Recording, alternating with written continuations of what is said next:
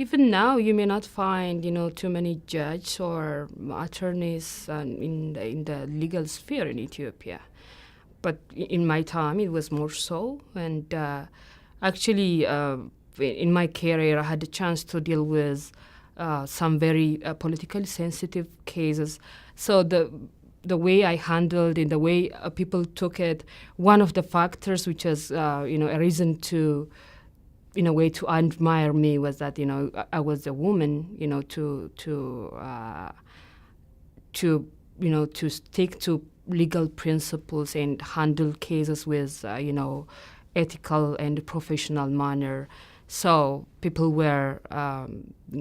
gave me such an admiration, not only because I was committed to my professional principles, but because I was a woman as well. After I joined law school, the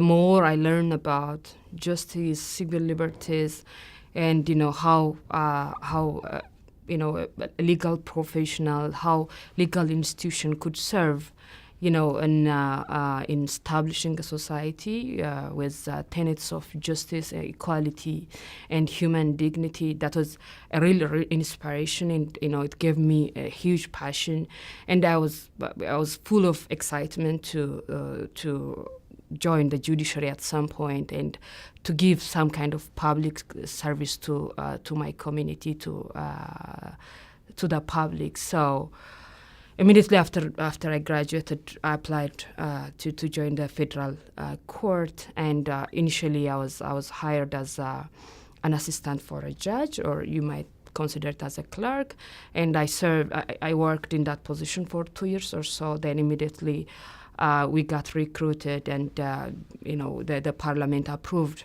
the assignment of some of those fresh graduates from the law school to be a judge in the first instance court.